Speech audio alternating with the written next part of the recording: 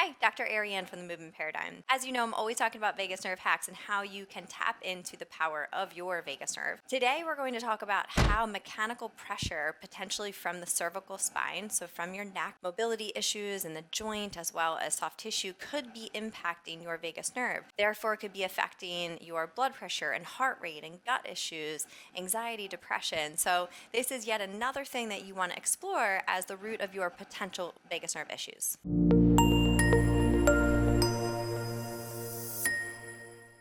So as we know from our vagus nerve anatomy, that the vagus nerve is exiting the brainstem, and as it comes forward through this jugular foramen, it's actually coming under here. So it branches into the ear, branches into the throat, and then it comes actually down right through this cervical region. So any restriction in mobility can create a mechanical pressure and therefore neuroinflammation of the vagus nerve.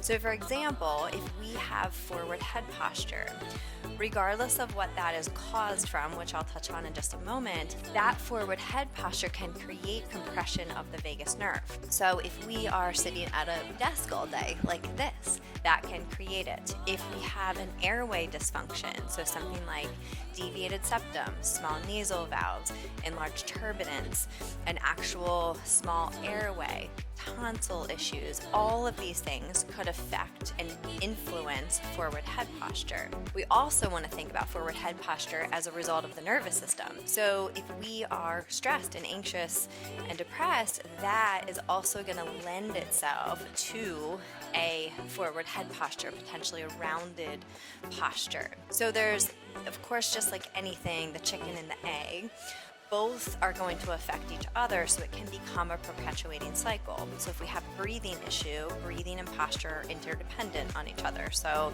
if there's a breathing issue, there's a posture issue. If there's a posture issue, there's a breathing issue. Well, these things are going to influence the vagus nerve. So what we want to think about is, of course, we can't just sit up straight and fix all of our postural issues. But we can first become aware of it. We can become aware of how we hold our body throughout the course of the day. We can become in tune with our postures and our positions and how long we're there, and being able to simply just check in. The second thing is addressing or exploring what airway issues may be present for you.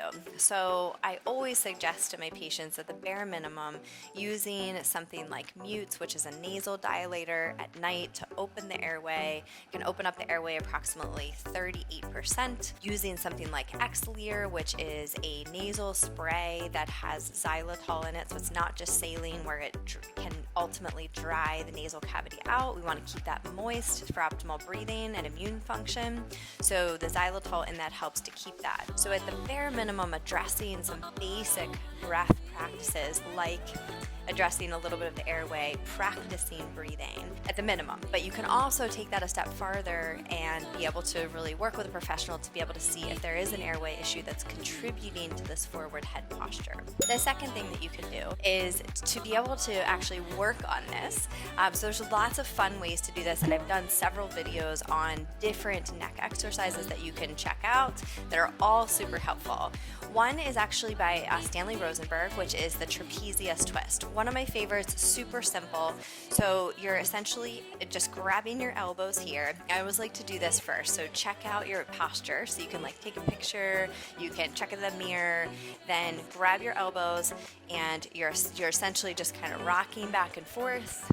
So you would do about 10, and then right above your shoulders, 10, and then immediately you should feel an improvement in your posture. And all that is doing is waking up some of the trapezius muscles in the back, and just from a neural activation standpoint, it is ultimately improving your posture. Number 3 is a very gentle myofascial release technique. So as I mentioned, the vagus nerve is coming through here, this area right here. So when we are congested, especially from a lymphatic standpoint, this can, which is very common, this can ultimately again influence the inflammation of the vagus nerve, causing GI issues or any of the symptoms that I mentioned. So with your hand in this diagonal direction, just bringing them right underneath of your jawline here towards your ear. So you're essentially tractioning the tissue up in this direction, very gentle. So you're moving the skin over the tissue. So as I move up, I'm just holding that. It looks like I'm giving myself just a little bit of a facelift here, and just holding that position very gently. You may sigh, swallow, yawn, feel just a sense of relaxation. It will immediately, so I just swallowed, it will immediately bring your neck into a better position and posture so that it can potentially relieve not only mechanical pressure on the vagus nerve, but the other cranial nerves and even spinal nerves as well. And the last thing that I recommend is the salamander exercise. So this is a version of Stanley Rosenberg's exercise that I found to be extremely helpful. You're stimulating the vagus nerve while also relaxing the spinal accessory nerves, so you're relaxing the neck. So you interlace your fingers, you bring them behind the back of your head, so on the occipital area. From this position, you're going to side bend your upper body, and you're going to look with your eyes the opposite direction.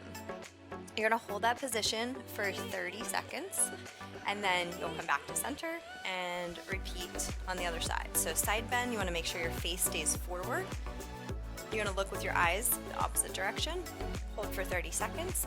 You want to check your range of motion in your neck before and after, and there should be an immediate improvement. So you're essentially putting in input via your hand and neurological input from your eyes to the back of your head. So essentially bringing blood flow to the brainstem where the vagus nerve and other cranial nerves exit. So you are stimulating the vagus nerve, so you're ultimately creating a relaxation response.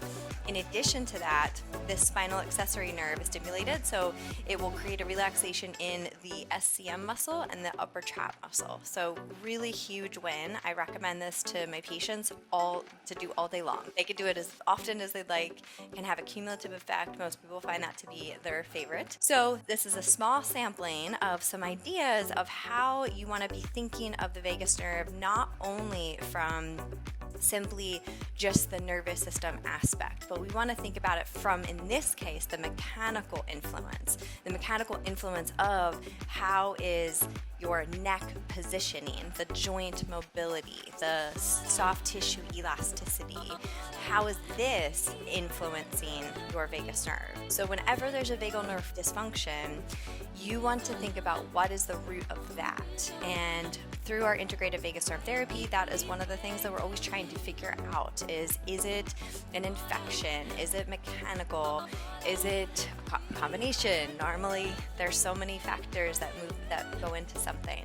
So as you are exploring your vagus nerve issues, you want to keep this in mind too. Hopefully give these exercises a try and see how they feel for you. If they're helpful, give them a like and a share, and of course make sure to subscribe to our YouTube channel, The Movement Paradigm, for weekly tips on mindset, nutrition, and movement. And if you'd like to reach out to us for a consultation, please do so. We would love to help you.